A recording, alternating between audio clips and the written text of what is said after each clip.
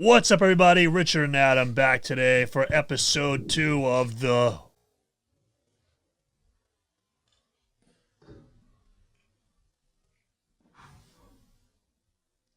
Warped Report.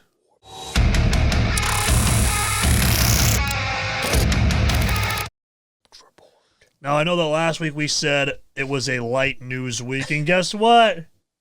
It is this week, too. 2 weeks in a row. But listen, we're going to try to make the best out of it that we can. We actually have a couple of news stories that aren't necessarily in the Warped Tour scene, but they're kind of interesting. Funny. Well, one of them has to do with our home state, and the other one is hilarious. Obviously. Yeah. So, listen, man, do you want to just get into this? Do you any words of wisdom? I'll say this to start it off, actually.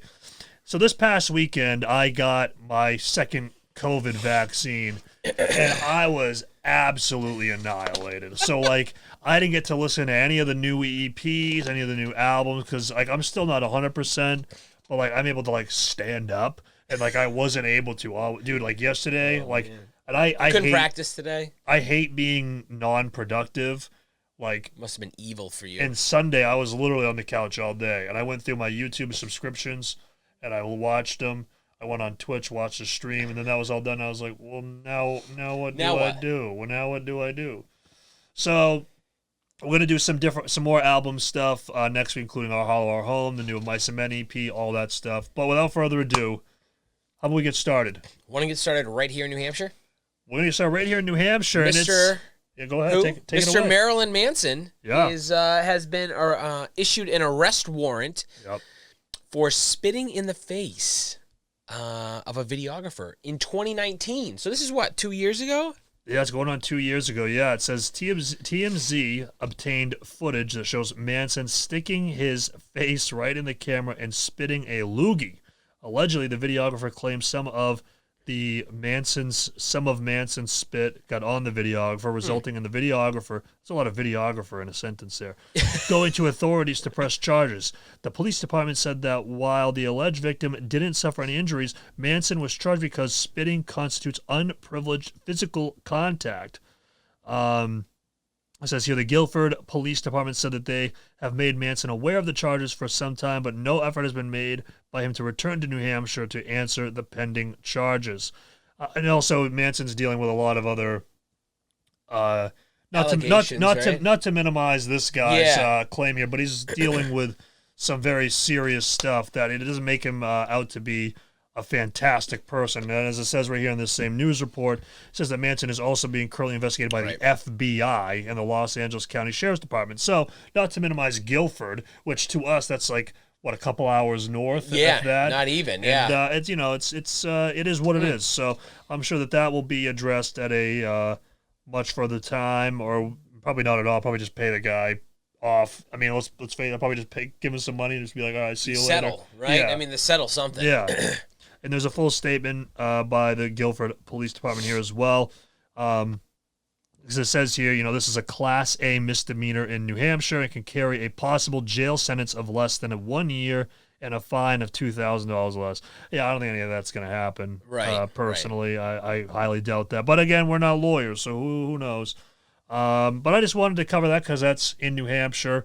And, of course, Marilyn Manson's dealing with a lot of other accusations. So, I really wanted to cover this only because it's from New Hampshire, and that's where we're from. And not a lot happens here. Not like this. Not like this. Not like this. So, do you think Marilyn Manson, well, number one, obviously, I would not go to a Marilyn Manson show with all these accusations and stuff like that, because after enough accusations, okay, there's something going on here. Something's going on. Yeah. Right? Not a great guy, So it's I wouldn't go to one of his shows, but do you think he ever plays in New Hampshire again? Or do you think he plays again, period? I don't know, man. I don't think he's going to be doing much coming up, just based on what's going on around him. I mean... I wasn't too big of a Marilyn Manson, and this has nothing to do with the music, right? But it's I was never really too much of a Marilyn Manson fan. No, me neither. But, if all these accusations, or even a sliver of them are true, including, sexual assault and stuff like that, then, In the words of Vince McMahon from the WWE, fuck 'em, pal. You know what I mean? But get him out. Yeah. So we'll move on to a much more happier topic. Next up, on the other side of the beliefs scale, right? So you have Manson, who's been like, true, on the devilish side, and then we have our 666 many angels of metalcore. Yes, yeah, we have August. Tell me, who's coming? Okay, we have the Leveler 10-year anniversary tour, and it is headlined by August Burns Red with support from Fit for a King, Era, and Like Moss to Flames. I mean, that is a metalcore tour. Does it get any better than this? That is the epitome of metalcore tour. Yeah. I mean, listen, should I tell people what I did? I guess. Yeah, go ahead. I don't know. I did reach out to Jake, and I said, "Hey, man, listen, man, I'm just gonna throw this against the wall. Is what it is. You guys are playing the same day at Blue Ridge Rock Festival as we are. True. And you have shows that are going right up the East Coast as we drive home. True. Maybe we just hop on a couple of shows with you guys." And what did he say? The nice thing. I'll communicate it up the chain. Listen, man. And that's a no. And that's okay. It is what it is. It is what it is. Listen, you shot. I'm okay. I'm actually going to be at the damn shows either way. Yeah, it doesn't matter. Listen, you shoot the shot and you worry about it later. That's it, man. But yeah, look at this. This tour, they don't need anything on this. I mean, they definitely don't. You can't make this better. No. But this tour is going from September 9th through October 31st. That is a massively long tour. That is incredibly long. That is almost 2 months. I mean, that is crazy. So they're going all the way to Halloween. Yeah, they they're play going Blue Ridge from when school starts for the kids to Halloween. Yeah, they're hitting. I wonder if they're hitting all 50 states. Well, minus obviously like Hawaii and Alaska. But no, they're hitting like Texas 3 times, California 3 times. I know they're big states, but yeah, they're hitting a lot of states.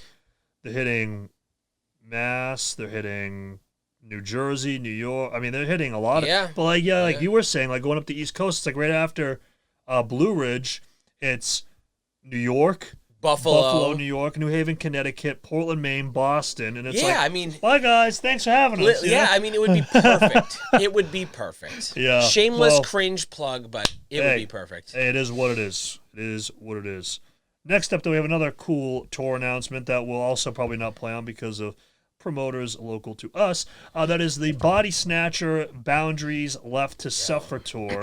They are going to be heading out on 10/15, which is October 15th. Took me a second there to figure out what month that was. So right to Thanksgiving, they're pretty much going. Till November 21st. Yeah, and they're going to be playing our state, Manchester, New Hampshire, on October 25th. But like I said, it's going to be Bodysnatcher Boundaries Left to Suffer in the band Mouth for War, who I'm not familiar with, but I've heard good things.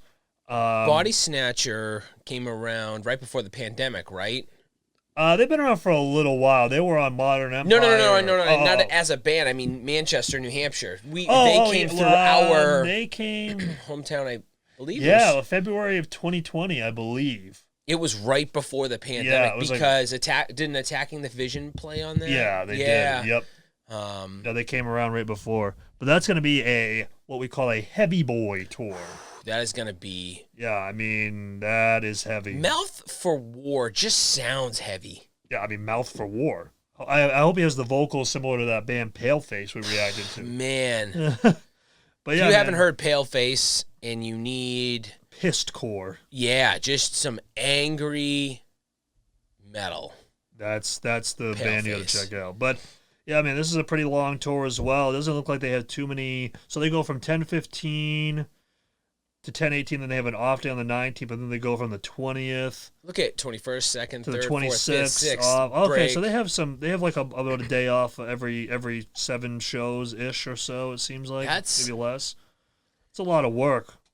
It's a lot of work. People think that this stuff is tour life is easy. It is a hard lifestyle. That's a lot. That's a lot, man. It is. Yeah. But exciting nonetheless, man. Absolutely. I'm stoked for those guys. Left Us Up for our good friends, and Bodysnatcher's a heavy band. Boundaries is a nasty record they put out. I believe it was this year. Or was it last year? Boundaries. They just put out a record. I'm going to look it up real quick. Boundaries, Your Receding Warmth. I remember the name of it, but I just can't remember when it actually came out. It came out in 2020. So it came out in December, I believe. November 13th is when it came out. November 13th, 2020. Heavy record, really good record. I really enjoyed that. But let's move on to our last news story here, and this one was just hilarious to me. The headline reads, Punk Show charges $18 for vaccinated fans, $999 for unvaccinated fans. Now, this is in Florida as well, so this is really Florida? This is a punk stance right here. I mean, this is a very punk rock stance, as if it's in Florida, because if you go to Miami and Florida, you'd be like, hey, so COVID-19, they'd be like, what? What's COVID-19, man? Let's dance. That's what they do. They don't even know what it is. I do have some coworkers for my normal job. We do have somebody down in Miami, and she was saying that they don't go fuck. Outside of like the city, like nobody knows what it is. Yeah, it's crazy.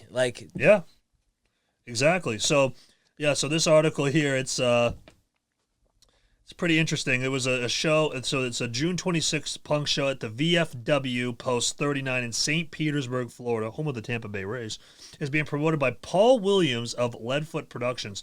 The bill features Teenage Bottle Rocket, Make War, and Rudderkin. Well, I think, there's also, Williams explains the strategy to ABC affiliate WFTS, almost very close to WTF, in Tampa Bay. It says, we're just trying to do a show safely, and they should go out and get vaccinated to protect themselves and their families and their community. Now, listen, man, at the end of the day, like, if you have some medical condition that prevents you from getting vaccinated, or, listen, it's your personal choice. I'm not going to tell you what to do. I did get vaccinated. I got the second shot. I was at a commission, but, hey, it had to do its thing. I knew that going into it. I totally underestimated it still, though. But, well, let's be fair. I went into it, and I had, like, a sore arm both times. Yeah, I got messed up. You got walloped. Everybody has different reactions. It's just interesting. Yeah. So, but I mean, again, it's your choice to not get vaccinated, but then it's like one of those things that's like there's going to be, I guess, like repercussions. There's repercussions either way for everything, right? Like like if you don't wear a shirt, you can't go into a store. So like if you don't get vaccinated, like maybe you can't go into a show or you can't do certain things, and that's right. Yeah, and I mean, again, it's your choice, but just you have to live with the consequences, and the consequences isn't necessarily a bad thing depending on how you operate. Positive and negative consequences. Right, exactly. So I just thought this was a really funny. And there's also a news clip here as well. But yeah, I just I don't know. I thought that so there's also this part here. Williams wanted to use the show as a vaccine drive. I also wanted it to be a vaccine drive to get the fence sitters off the fence. I wanted to get the kids that want to go to shows to go out and get their shots. And it says Teenage Bottle Rocket singer-guitarist Ray Carlisle offered advice to those unvaccinated who wanted to attend the show. He suggests that any non-vax person who wanted to attend the show perhaps put together a GoFundMe, and all the other weirdo anti-vaxxers can help support you going to Teenage Bottle Rocket for $1,000. That's always an option. Well, again, man, it's all personal choice. Like, I mean, listen, I don't know what Teenage Bottle Rocket is, I think that this was a great publicity thing, even though that's probably not what the intention was. The guy's probably, very true to his belief, and this is what I believe in. So, but it attracted not only metal injection here, but their local news affiliate as well. So, I think more people will probably go to the show as a result of that. Yeah, exactly. But yeah, I just thought that was really interesting. Like, as you can see here, there's a Freddy Krueger flyer, and I'll patch that in here. But he has instead of his claws, he has the vaccine doses. Yes. So, yeah, interesting. That's an interesting flyer indeed. But now I guess we'll just move on to our last section of the podcast this week. Hold on a second. So I was perusing Oh. some metalcore Reddit. Okay. We didn't talk about this last week. Did we talk about this? Oh, no, we didn't. Silent Planet has basically stated they're putting a 4th LP out. Fall 21. Yeah, I knew that they were recording it. I just wasn't sure of like exactly when. Yep. So you say in the fall though? Fall 21. They said that yesterday. Oops, I hit the wrong button. But yeah, they said it yesterday. Okay. On their Twitter. Cool. No, I'm looking forward. I love Silent Planet. 4. I'm looking forward to seeing because we heard Trilogy, right? And that was like a little bit more. It was obviously a sick track, but it was much more of a traditional sound compared to their other stuff, which is way more like what I used to call slam poetry metalcore. Yes, we've had that discussion. Yeah, and I love Trilogy, so I'm looking forward to it. But I was on Garrett's Twitch stream, and he said to me that there was one part that he felt was very Slipknot, like in the vocal delivery and like tone and stuff like that. So I'm definitely looking forward to some new Silent Planet. Those guys rip. Okay. So I guess our last thing that we'll cover is we'll just review the new Spirit Box track, Secret Garden, real quick. Who? Sprite Box. Sprite Box. Yeah. Go check out our reaction to that if you want to understand that one. Yeah. So what did you think of this track, man?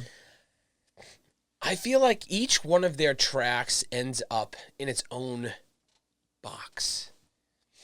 Yeah. They're all different. Yeah, and I guess this is like an old track too. That's what I was told. And I was actually, we were on Chris Davis's the Ghost Inside stream leading up to this. Stream. Yeah, Mike was talking about how these songs are, relatively old. Yeah, up to 2 years old. Yeah, up to 2, even old. Yeah, sometimes some of them even probably older. Yep. And he mentioned that part that we were talking about where I was like, is that the bass? No, it was guitar. Yeah. So he confirmed it. But that was. Yeah, keep going though. I'm sorry to interrupt you. I just wanted to throw that in there. No, I just think that each one of their tracks ends up being, its own entity. From Holy Roller to this one is really poppy. I don't know. I thought the guitar work was simple but complex at the same time. I don't know, man. It ends up being its own entity, and I love everything that they're doing. So I'm interested to see how the album comes out. Yeah, I think that they just write. They just go into it just writing a good song. They don't really. And he said that on the Twitch stream. Yeah, that's what I was. Right, yeah, right. So he mentioned that is like they go into it just right. They're like, I was going to write a cool song. Is this in a good key for Courtney? Like, is this a good? Like, they're just like, if it sounds cool, it's good. It's like it's not like we're a metalcore band, we're a pop punk band, we're a post hardcore band. We're just gonna, if this sound cool, sweet, put it on the record. Oh, okay, no. It's just, it is what it is. But the one thing that I commented on our reaction video is that they had like 2 hooks for different audiences. Yeah, they did. Yeah, like that guitar that we were talking about, which I thought was bass. Because like even like for a non-guitar player, you're gonna hear them be like, "What the hell is that? That sounds pretty cool." Yeah, it's very percussive. Yeah. You know what I mean? It's more percussive than it is an instrument. Than it is like strings. Yeah, and he touched on that briefly, like how he did it, but his audio kept cutting out, so I didn't get to hear how they did it. But he was talking about like the tuning, but I did miss it. But yeah, so you had that, and then just the chorus had an awesome hook as well. Right. Yeah. And I thought it was an awesome track. I think we both gave it a 9 out of 10. Yep. We did. Because a Holy Roller was awesome. Constance was awesome. Circle With Me was awesome. It was really cool because like Holy Roller was like the heavy track, and I guess that they've said there was going to be an even heavier track than Holy Roller. On the LP, yeah. And Constance was just, obviously the super emotional track. Circle With Me was like the more, like it had like that pop formula, but it was like a heavier song. And then this one was more poppy, had the hooks. Yeah. Had the hooks for days, It had that musician's hook, and it also had that traditional hook. Yeah. Yeah, exactly. So I thought it was an awesome track, but yeah, I liked it. Yeah.